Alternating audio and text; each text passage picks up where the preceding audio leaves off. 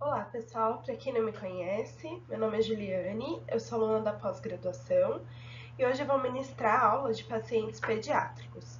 É importante a gente frisar que vocês terão essa aula na disciplina de odontopediatria na graduação.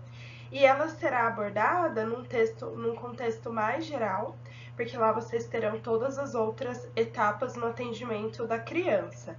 Mas hoje a gente vai falar sobre essa terapia medicamentosa na odontopediatria. Então, o objetivo é que vocês compreendam as principais características farmacológicas encontradas na odontopediatria e a sua aplicabilidade na prática clínica, bem como na orientação e abordagem dos pais os responsáveis. Essa segunda parte é muito importante que vocês estejam atentos, porque a criança, geralmente, ela não vai promover uma automedicação. Geralmente não, ela nunca vai promover uma automedicação. Sempre os responsáveis ou os pais, eles administrarão esses medicamentos para essas crianças. Então a gente sempre precisa estar atento na hora da nossa conversa com os pais se eles estão compreendendo aquilo que a gente está falando. Outra coisa muito importante, mesmo que você não goste de odontopediatria, mesmo que você não tenha intenção de atender pacientes pediátricos no seu consultório, na sua vida, consta no Código de Ética que é uma infração ética deixar de atender o paciente que procure por cuidados profissionais em caso de urgência. E as crianças, elas são um dos pacientes que mais nos procuram em casos de urgência, porque principalmente quando elas estão aprendendo a andar, naquela fase bem pequenininho ali, entre 1 ano e meio e 2, porque cai muito e aí causam os traumatismos em tecido mole, em tecido duro, né, com avulsão dental, luxação, tudo aquilo que vocês vão estudar na odontopediatria. E a gente não pode negar o atendimento. Então, é importante que a gente saiba como administrar a medicação para esses pacientes, justamente no caso dessas urgências que podem acontecer. Então, vamos para a introdução. O que é importante a gente saber, num contexto geral, é que as crianças, elas não são miniaturas de adultos. Muita gente acha que as crianças elas só apresentam tudo em proporções menores.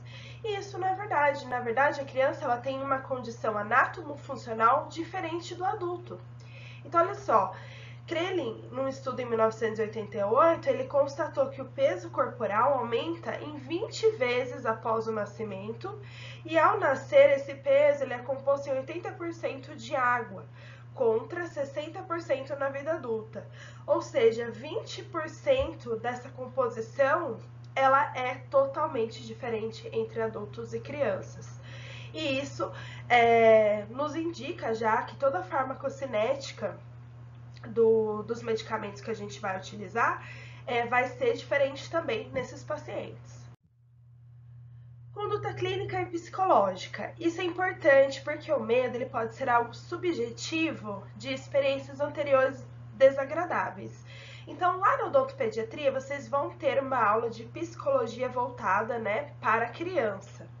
Como vocês já tiveram aula de psicologia com a professora Denise, certo? Então, assim, como que esse medo? Por exemplo, quando eu era criança, talvez não seja da época de vocês, mas tinha esse medicamento que é o metiolate. O metiolate era utilizado, então, em machucados de escoriações, né? O famoso ralado. E aí, esse ralado, a mãe já vinha, né? O pai já vinha com esse fármaco metiolate para passar ali na área que você machucou. E ele ardia demais, ele provocava uma ardência local enorme. Então, hoje, só de olhar esse vidrinho vermelho, esse frasco vermelho, eu já fico com palpitação, porque eu não sabia na época se eu chorava quando era criança por causa do ralado, né, da escoriação, ou realmente da utilização desse medicamento no local, justamente porque ele ardia demais. Então a gente tem que tomar cuidado nessas condições que a gente vai dar para a criança. Se vocês olharem, tem sempre muita coisa lúdica nesse atendimento. Tem um primeiro atendimento para acolher a criança, né? Claro que vão ter vezes que não vai haver tanto tempo assim, né? Por exemplo, numa urgência. Mas a gente sempre tenta trazer a criança para perto, né, do profissional, trazendo historinhas, desenhos. Então, hoje a gente já tenta uma abordagem psicológica maior nesses pacientes. A anamnese. A anamnese, não só na odontopediatria, né, em todas as disciplinas, ela precisa ser muito bem feita, porque é ali que vão constar todas as informações cedidas pelo paciente ou pelo responsável desse paciente.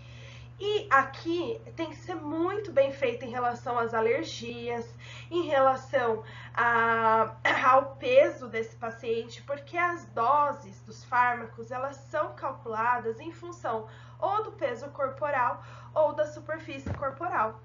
Então, é importante a gente saber ali estimar o peso daquele paciente de acordo com a idade, ou se muitas vezes a gente atende muita criança, ter uma balança no consultório. Então, investir em ter uma balança, porque nem sempre os responsáveis vão saber qual é o peso que aquela criança tem.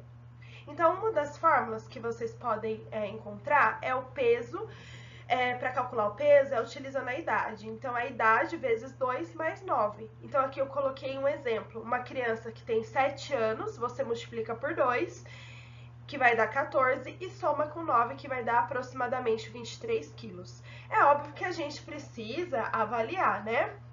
Se você tá atendendo aquela criança e ela é muito magrinha, ou se você percebe que ela tem um sobrepeso, a gente precisa sempre ponderar, porque aí não vai ser o peso ideal ali da idade. Por isso que a gente leva em conta também a superfície corporal. Na anamnese, geralmente o paciente pediátrico, ele comumente um ASA 1, ele é saudável, ele tem um bom estado geral, mas por vezes a gente encontra crianças que tenham alguma comorbidade, como diabetes mellitus, asma brônquica, doença cardiovascular. Então hoje a gente sabe que muitos recém-nascidos têm nascido com cardiopatias congênitas.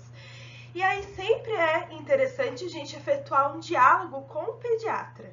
Então sempre escrever uma carta, né? Enviar uma carta para esse pediatra, solicitando uma avaliação para ver se está tudo bem, se a gente pode, né, conduzir aquele caso da forma como a gente conduziria, e sempre solicitar para ver se os exames daquele paciente estão adequados, né? Às vezes o pai, o responsável, ele fala, não, tá tudo bem, pode atender. E não vá na base da confiança.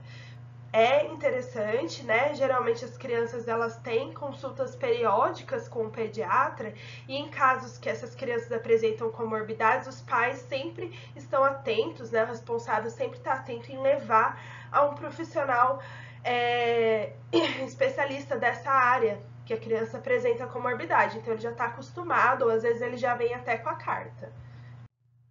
Aceitabilidade. Então, primeiro que assim, o comprimido ele já é difícil porque o sabor não é gostoso, e a deglutição para criança às vezes é complicada, né? Dependendo do tamanho do comprimido, da cápsula. Então, fórmulas farmacêuticas líquidas são a melhor opção. Então, pode ser solução em gotas, xaropes, suspensão, tá? O que é importante a gente saber também orientar os pais a nunca utilizar o bico gotejador do fármaco direto na boca da criança. Então, sempre orientar a utilização de colheres, copinhos, conta-gotas para fornecimento daquele fármaco para aquela criança. E tomar cuidado com açúcares presentes em xaropes. Então, sempre tem que avisar ao pai ou à mãe que aquele xarope tem açúcar. E tem pais que, às vezes, a criança é muito pequenininha, né, menor de 2 anos, o Ministério da Saúde recomenda que não utilize açúcar. Então, às vezes, os pais eles vão preferir utilizar remédios que não tenham esses sabores, né, que não tenham o açúcar presente. Então, a gente pode dar essa opção. Se for a opção que não tem aquele sabor tutti-frutti, sabor morango, porque muitas vezes esses apresentam açúcar. E tem alguns que vêm com essa informação dos saborizantes e já colocam sem açúcar, então fica livre aí para escolha, tá bom? Então tomar cuidado e sempre orientar aos responsáveis. também, e por último, assim, dentro dessa introdução, é que toda prescrição medicamentosa ela deve ser feita na forma de receita no talonário próprio de receituário. A gente costuma conversar ali com os pais e falar: o que você tem em casa? Muitas vezes os pais e os responsáveis, eles já têm em casa algum remédio de uso comum, rotineiro naquela criança. Pode ser um Novalgina, né, que é o dipirona, pode ser um ibuprofeno, né? Então eles já têm aquele fármaco que eles já utilizaram na criança, sobrou e eles guardaram e está dentro da validade. Só que a gente sempre precisa prescrever, colocar a posologia e o tempo que a gente quer que seja utilizado aquele fármaco. Então, toda prescrição, mesmo que os responsáveis digam que tem aquele remédio em casa, a gente precisa prescrever, a gente precisa escrever. Isso vai fazer com que eles cumpram melhor a posologia que a gente indicou e uma aceitabilidade melhor ali dos pais, tá bom? Então, sempre usando o receituário. Agora vamos elaborar um raciocínio clínico. Essa criança ela chegou com essa condição bucal na clínica, no consultório, e a gente vai precisar atendê-lo. Essa condição, vocês ainda não tiveram odontopediatria, é chamada de cárie rampante ou cárie da primeira infância, ou também chamada de cárie de mamadeira. O que é essa cárie? Essa cárie é quando a criança faz a ingestão, né, de líquidos açucarados antes de dormir sem a higiene bucal. Então a criança ela dorme mamando, seja leite de fórmula, seja um leite com muito açúcar, um leite com achocolatado, e aí ela faz a utilização dessa ingesta, faz a ingestão desses líquidos açucarados e não escova, não faz a higiene bucal antes de dormir. Quando essa criança ela chega no nosso consultório, por vezes a gente vai avaliar se já não está esfoliando aquele dente, pode fazer uma exodontia e extrair esse dente que está com essa contaminação, né, de bactérias, porque é um foco infeccioso. Então, vamos supor aqui no nosso caso clínico que essa criança já esteja ali por volta de 6, 7 anos e que já dá para extrair esses dentes, tá? Então, vamos fazer todo o nosso raciocínio. Primeiro, se essa criança estiver muito ansiosa, se a mãe falar, olha, o pai falar, olha, não adianta você colocar desenho, a gente já conversou, porque a gente vai fazer de tudo para não precisar utilizar, mas por vezes a gente vai precisar utilizar a sedação mínima por conta da ansiedade. Para extração, a gente vai precisar utilizar anestésicos locais. Para o controle da dor, a gente vai utilizar os analgésicos. E também para analgesia e para o controle da inflamação, anti-inflamatórios. E supondo que haja uma infecção, nós precisamos entrar ali com antibióticos, tá? Então, esse é o nosso raciocínio na hora do atendimento dessa criança. Vamos começar, então, falando sobre a sedação mínima. Sedação mínima em odontopediatria são crianças que apresentam problemas de comportamento. Ansiedade, agitação, né? Aquela criança que você tenta acalmar com tudo. A gente faz várias abordagens psicológicas, né? O acolhimento da criança, a gente tenta colocar, agora tem aqueles óculos de realidade virtual, existem consultórios que a criança pode, né, colocar um fone de ouvido e tem tela 3D, tem muitos recursos que os odontopediatras utilizam. Mas, por vezes, mesmo empregando todas essas abordagens, é necessária a utilização da sedação mínima. Pode ser de dois tipos, né? A via respiratória, como a gente já viu nas aulas anteriores, que é a utilização do óxido nitroso. Só que para a utilização do óxido nitroso, a gente precisa ter um profissional habilitado e também um equipamento na nossa clínica. Então, nem sempre é viável, né? Às vezes você vai atender crianças esporadicamente, não vale a pena, às vezes, investir nesse equipamento, nem chamar um profissional. Então, nós temos também a via oral, que é a utilização de benzodiazepínicos. Vamos falar, então, sobre os benzodiazepínicos. Nas crianças, pode-se se utilizar o diazepam. O diazepam ele é indicado para crianças em idade escolar. A dosagem geralmente é de 0,2 a 0,5 miligramas por quilo de peso corporal, sendo que a maioria das vezes a gente vai utilizar 0,3, tá? O efeito ele se inicia dentre 30 a 60 minutos. A duração é de 6 a 8 horas. Então tem um longo período de excreção desse fármaco. Por isso que a gente não costuma utilizar o diazepam, porque a duração de efeito dele é muito longa. Temos também o midazolam, que é o fármaco de escolhas de procedimento de curta duração. Geralmente, exodontia de tecidos, procedimentos em tecido mole de criança não tem uma duração muito longa. Então, por isso a gente utiliza o midazolam. A posologia de 0,25 a 0,5 miligramas por quilo de peso corporal, só que essa dosagem ela só vai até a dose adulta, que é 7,5 miligramas. Então, independentemente do peso, atingiu a dose adulta, a gente não ultrapassa, tá? Rapidamente absorvido em 30 minutos e a duração é bem menor, né? De 2 a 4 horas. Tem um outro efeito do midazolam, que é a amnésia anterógrada.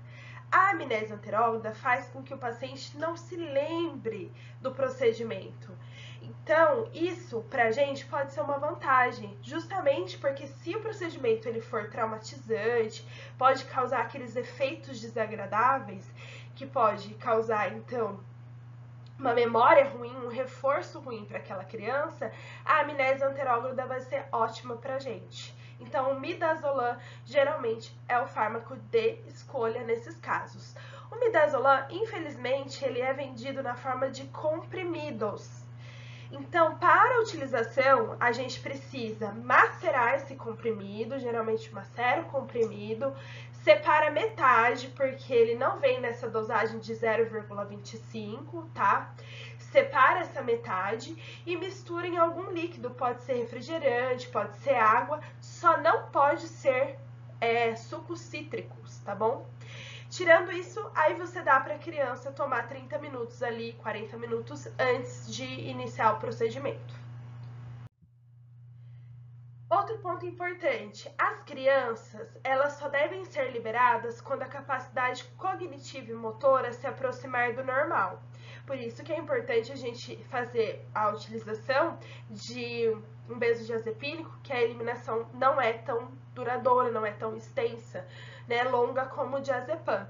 E também temos que orientar os responsáveis dessa criança que ali logo de cara que a gente termina, né, dentro daquele período de inscrição, que é até 4 horas, as crianças devem ser alimentadas só com líquidos e aumentar a consistência dos alimentos gradativamente. Aí, assim, obviamente que quando a gente faz a utilização, né, do midazolam, geralmente a criança vem ao consultório um pouco antes do atendimento e a gente não vai esperar de 2 a 4 horas, se o procedimento foi rápido, a gente pede para os pais avisarem, os responsáveis por aquela criança avisarem quando ela estiver legal, se foi tudo bem, quando chegou em casa, se a criança conseguiu se alimentar, tá bom? E também podemos falar sobre os fitoterápicos, né, que podem ser coadjuvantes em abordagens psicológicas. Então, tem aqueles pais responsáveis que gostam de coisas mais naturais, e aí tem a valeriana e a passiflora. Porém, ainda na literatura não tem estudos que comprovam a eficácia desses medicamentos em sedação mínima de criança. Então, a gente não costuma indicar, justamente por conta dessa não comprovação. Então, a gente já falou sobre a sedação mínima, que dentro do nosso raciocínio ali é a primeira etapa. Agora, a gente vai falar sobre os anestésicos locais. O que a gente precisa saber? Tem maior chance da gente promover uma dose excessiva na criança, porque o nível plasmático dessa criança ele é elevado, só que o volume de sangue é menor, tá? O peso dessa criança é menor e o metabolismo da criança é diferente, a absorção dessa criança, do fármaco, é mais rápida. Então, a criança de 3 a 4 anos, ela tem 1,5 litro de sangue. E o adulto, ele tem 6 litros. Então, o volume de sangue é menor. E aí, por conta disso, a criança ela pode sofrer maior sensibilidade aos efeitos tóxicos, né, do anestésico. E está relacionado, assim, aos maiores casos fatais, né, na utilização de anestésicos com criança. Como que a gente vai fazer, então, a escolha do anestésico? Por meio da história médica do paciente, né, do seu desenvolvimento físico e mental, tempo previsto de duração, então se eu vou fazer um procedimento mais longo ou um procedimento curto, que não demanda muito tempo de trabalho ali com aquela criança. Necessidade de hemostasia, não posso ter hemorragia, não posso ter área com quimose, então a gente precisa ter isso em mente. Conhecimento do profissional a respeito da solução administrada, tá? Então, se você tem segurança para utilizar aquela solução. Os anestésicos tópicos, eles são muito bem-vindos, apesar de haver estudos dizendo que eles não fazem o controle ali da dor da punção, mas não sabemos se por meio de uma abordagem mais psicológica, acaba que os pacientes ficam um pouco mais tranquilos na utilização desses anestésicos. Então, ele ajuda no manejo do comportamento e também no controle ali da dor operatória. A lidocaína, ela está disponível na forma de spray. E para criança, pode até utilizar, mas a gente não recomenda devido a esse spray ele poder causar uma sensação difícil de respiração, tá? Porque geralmente ele atinge umas partes mais posteriores da cavidade bucal. E aí acaba causando essa sensação. Então, a que é mais utilizado é o Benzotope, que é na forma de um gel. E ele... Aqui está o rolete de algodão, então na área que a gente vai utilizar faz uma secagem e coloca esse rolete de algodão com essa quantidade, né, do gel. E aí você faz a aplicação, fricciona ali na mucosa e ela vai apresentar esse aspecto enrugado. E aí a gente faz a punção ali com a carpule, com a agulha. Então, assim, o anestésico de escolha é a lidocaína 2%, que é aquela que a gente usa também na gestante, associada à epinefrina 1 para 100 mil, 1 para 200 mil. Ela tem um rápido início de ação, maior potência e maior duração de ação quando a gente vê comparado com os ésteres, né? Que no caso a gente só utiliza a benzocaína. Toxicidade é mínima, metabolização é rápida e as reações alérgicas são raras. Então, ela é muito boa para a utilização e ela é a nossa primeira escolha. Lidocaína, 2%. Articaína 4%, associada também à epinefrina 1 para 100 mil ou 1 para 200 mil. Só que não existem estudos que comprovam a segurança na utilização da articaína em crianças menores de 4 anos, então não é recomendado a utilização em crianças muito pequenas. Ela tem uma difusão nos tecidos e lipossolubilidade. Já foi feito um estudo sobre a parestesia, né, que a articaína causa, mas nesse caso ela é indicada ali pela sua lipossolubilidade, pela sua difusão nos tecidos e não nos estudos realizados não foi relacionado à parestesia, tá, em criança. Mepivacaína 2% com epinefrina 1 para 200 mil ou 3% sem vasoconstritor. Só que a metabolização e a excreção é mais lenta. E nesse caso, sem o vasoconstritor, a gente já sabe que pode ter hemorragia. Quando o paciente, criança, ele tiver alergia, tiver uma contraindicação à utilização de epinefrina, a gente usa prilocaína 3% com feliprecina. E aí a gente tem que tomar cuidado para não utilizar mais tubetes do que a dose máxima, justamente por causa do risco de metahemoglobinemia, certo? Então a gente precisa tomar cuidado justamente por conta desse risco. Quais são as complicações que eu posso ter na utilização dos anestésicos locais? Então, injeção intravascular. As carpules, elas vêm com a punção aspirativa, que é quando a gente solta o êmbolo, o tubete, quando ele está dentro do vaso, ele se enche de sangue, o tubete anestésico. Então, como vocês podem ver aí na imagem, acaba entrando sangue, né? E a gente consegue perceber que a gente estava fazendo a injeção no local errado. Não estava injetando o anestésico no tecido, e sim dentro do vaso, certo? E isso pode causar uma sobredosagem e uma toxicidade ali para aquela criança. Quando acontecer isso, a gente fez a punção e teve sangue no tubete, a gente descarta o tubete, tá? Para utilizar outro tubete e faz novamente a punção quando fizer a perfuração ali com a agulha. A bupivacaína, ela não é utilizada em crianças justamente porque ela tem uma ação muito longa, a duração dela é muito longa. E aí o que acontece? A criança, ela tem o risco de mordedura do lábio. Ela traumatiza involuntariamente. Não é só a bupivacaína. O problema da bupivacaína é que ela fica com um longo período. Então precisa ter uma supervisão maior ali dos responsáveis naquela criança. E aí isso complica mais a situação da mordedura do lábio.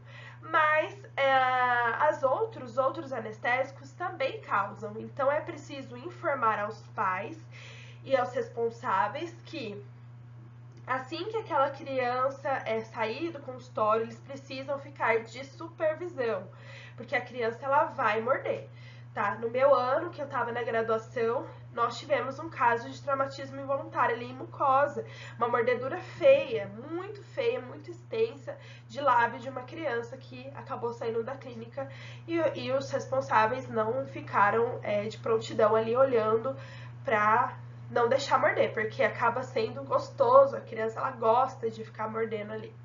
E aí fica com essas lesões em lábio, tá? Que por muitas vezes a gente precisa depois tratar, porque fica com essa mordedura. Então a gente acaba passando ali uma pomada para o tratamento, então é bem complicado e precisamos orientar aos.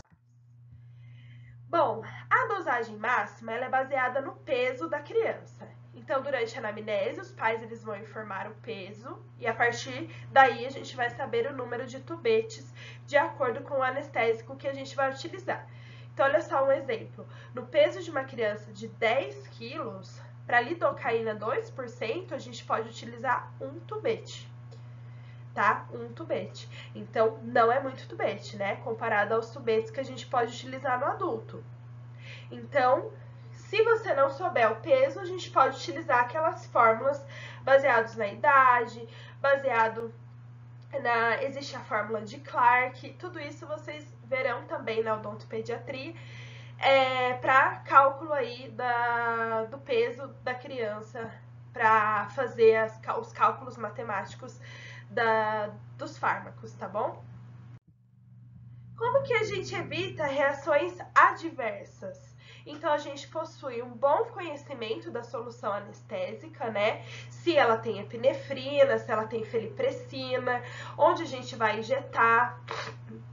Usar a solução anestésica com vasoconstritor, justamente por conta da hemorragia, né? Que pode acontecer. Evitar a injeção intravascular, injetar lentamente, né? 1 ml por minuto, usar o menor volume e menor concentração possível e reduzir a dose habitual quando a criança estiver sedada. Porque quando a gente utiliza a sedação mínima e o anestésico, eles são potencializados, os anestésicos. Tá? Então, a ação deles é potencializada com a utilização da sedação mínima. Então, se a gente está usando a sedação mínima, a gente reduz a dose habitual do anestésico local. Então, a gente já falou sobre a sedação mínima, que geralmente utilizamos o midazolam, né, 30 minutos antes do procedimento. Já falamos sobre os anestésicos locais, que o anestésico de escolha é a lidocaína, a 2%. E agora a gente vai falar sobre os analgésicos. Os analgésicos, eles são utilizados para controle e prevenção da dor, tá? paracetamol, ele apresenta boas propriedades analgésicas e antitérmicas. Antitérmicas é para febre, certo? E a recomendação, a posologia, é de 10 a 15 miligramas por quilo por dose a cada 6 horas. Então, na solução oral, em gotas, é 1 gota por quilo, sendo que o máximo é de 35 gotas. Então, se a criança tiver 40 quilos, é 35 gotas. A gente não pode ultrapassar essa dose máxima. E não podemos exceder 5 administrações desse fármaco em 24 horas, tá? Como ele é cada 6 horas, são 4 administrações por dia. Não pode ultrapassar e não exceder essas 5 administrações por dia. E tomar cuidado porque o paracetamol, ele causa uma lesão hepática. Por isso que ele não é a nossa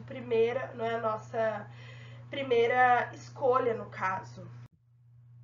A gente sempre vai ali para dipirona. A dipirona sódica, 500 mg por ml gotas, sendo meia gota por quilo a cada 4 ou a 6 horas, sendo que o máximo são 20 gotas. 20 gotas da dipirona equivalem a 500 mg, tá? Então, meia gota a cada 4 a 6 horas. Então, se a criança ela tem 8 quilos, serão 4 gotas, certo? Até no máximo de 20 gotas. Não pode exceder 4 administrações em 24 horas. Então, no paracetamol eram 5, na dipirona são 4. Que eu falei lá do bico gotejador para vocês, se vocês olharem aqui, vocês vão ver, ó, bisnaga gotejadora.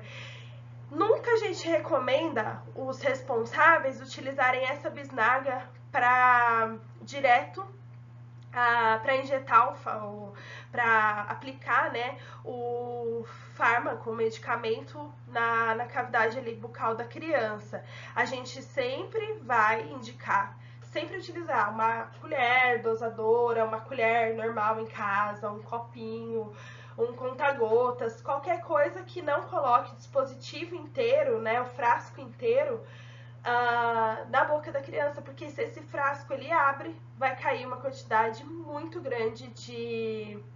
Se essa boca, né, desse frasco ela abre, vai cair uma quantidade excessiva de fármaco e aí pode causar uma toxicidade na criança. Então, os analgésicos, a gente pode utilizar o paracetamol ou dipirona, certo? Inflamatórios.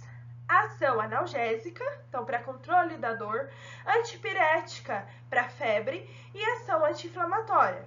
O único AINE, que é o anti-inflamatório não esteroidal, que é aprovado para o uso em criança, de acordo com a FDA, é o ibuprofeno.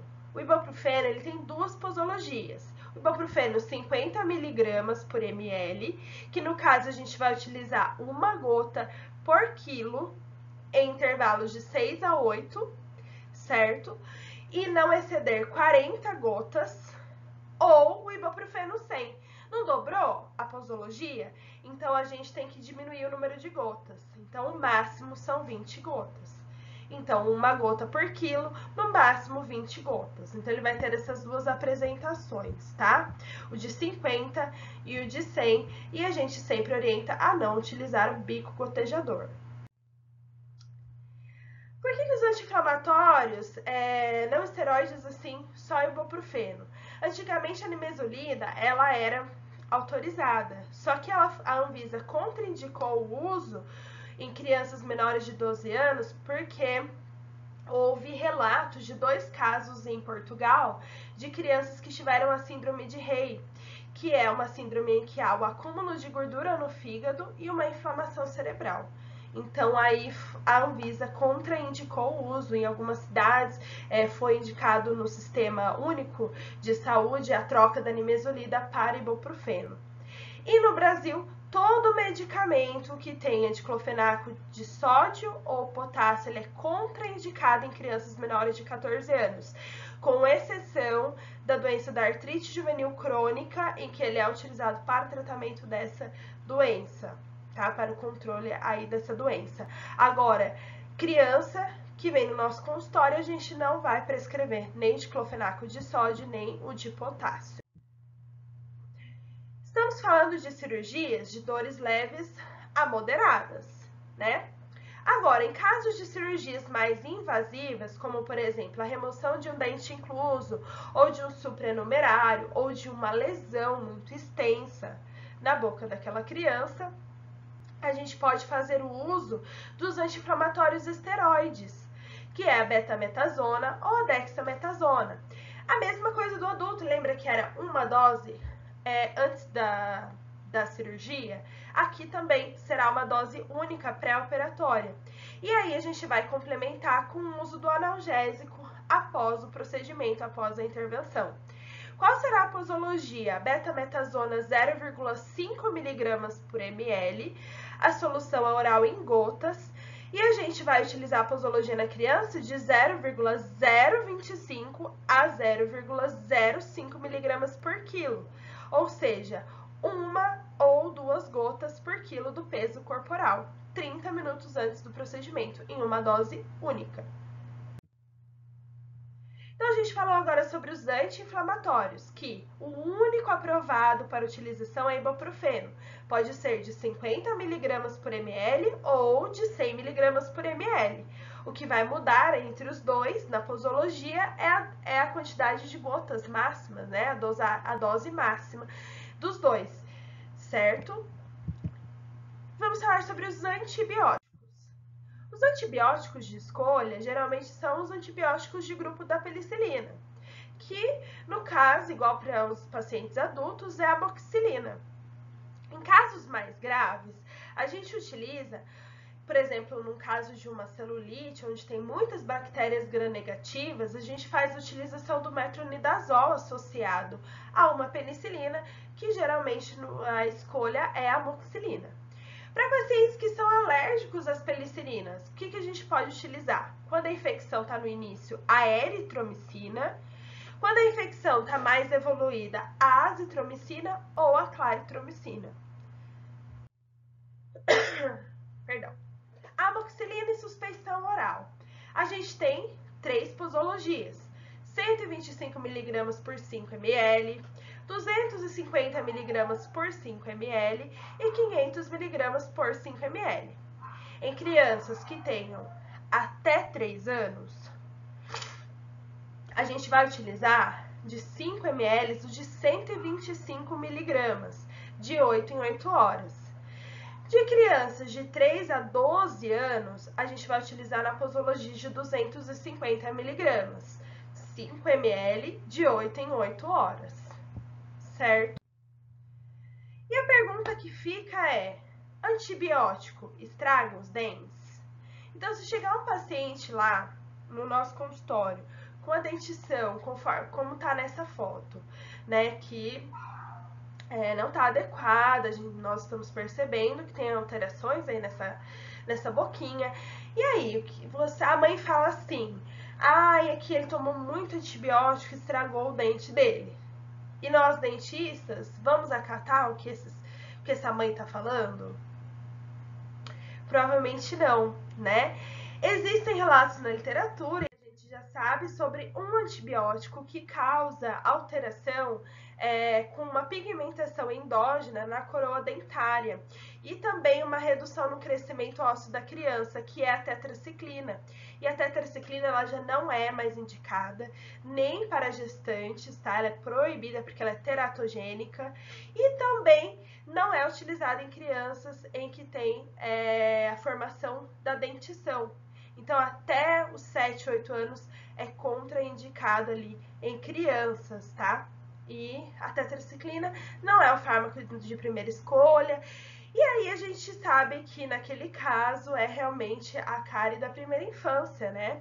E por conta disso, a gente tem que orientar os pais, explicar aquela mãe e falar: olha, provavelmente não foi o antibiótico, a gente precisa melhorar. Por conta disso, a gente geralmente solicita para os pais um diário alimentar daquela criança, para a gente saber como está sendo a evolução da alimentação durante os dias, e a gente faz toda uma orientação para os pais, tá? Então é sempre importante a gente saber identificar que pode sim haver casos em que apareçam, muito difícil hoje, muito difícil aparecer crianças, mas talvez adultos no consultório que apresentem essas manchas lineares no dente. E aí vocês vão saber que é uma pigmentação endógena causada ali por antibióticos, sim, mas hoje é muito difícil aparecer essas crianças no nosso consultório, até porque a tetraciclina não é mais utilizada nessas crianças, tá bom?